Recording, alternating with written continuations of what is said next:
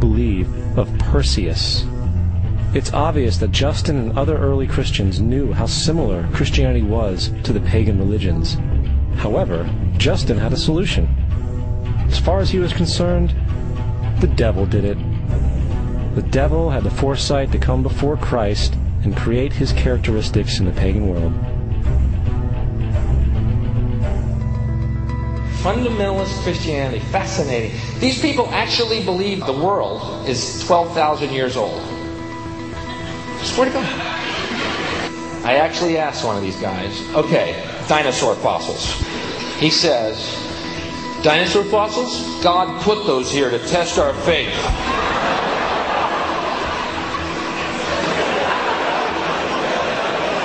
I think God put you here to test my faith, dude.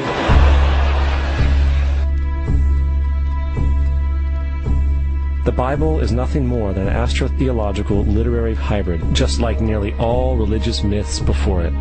In fact, the aspect of transference of one character's attributes to a new character can be found within the book itself. In the Old Testament, there is the story of Joseph. Joseph was a prototype for Jesus. Joseph was born of a miracle birth. Jesus was born of a miracle birth. Joseph was of 12 brothers. Jesus had 12 disciples. Joseph was sold for 20 pieces of silver. Jesus was sold for 30 pieces of silver. Brother Judah suggests the sale of Joseph. Disciple Judas suggests the sale of Jesus. Joseph began his work at the age of 30.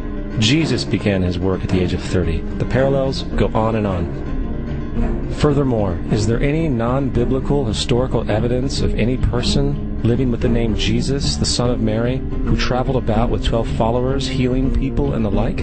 There are numerous historians who lived in and around the Mediterranean, either during or soon after the assumed life of Jesus. How many of these historians document this figure? Not one. However, to be fair, that doesn't mean defenders of the historical Jesus haven't claimed the contrary. 4 historians are typically referenced to justify Jesus' existence. Pliny the Younger, Suetonius, and Tacitus are the first 3.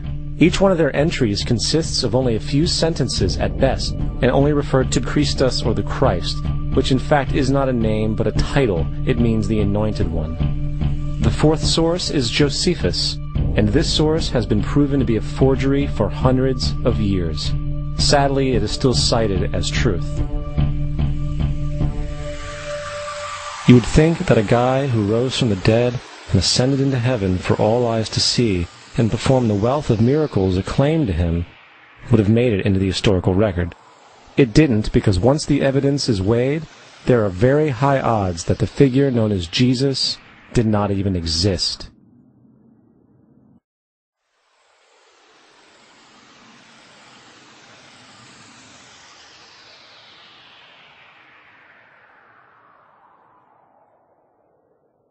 We don't want to be unkind, but we want to be factual.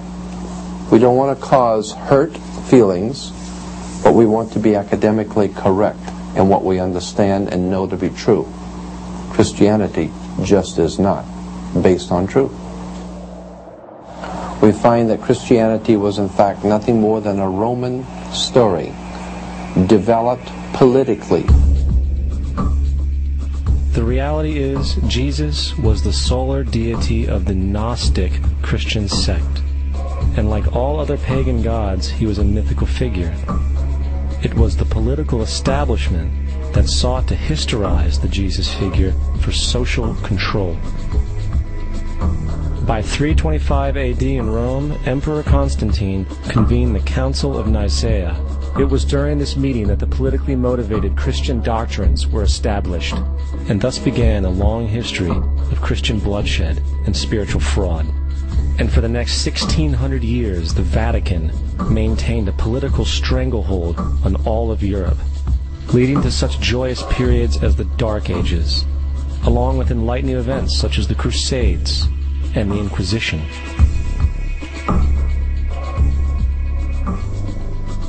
Christianity, along with all other theistic belief systems, is the fraud of the age. It serves to detach the species from the natural world, and likewise each other.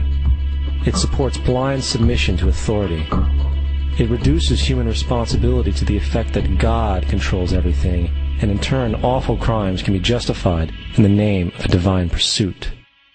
And most importantly, it empowers those who know the truth, but use the myth to manipulate and control societies. The religious myth is the most powerful device ever created and serves as the psychological soil upon which other myths can flourish.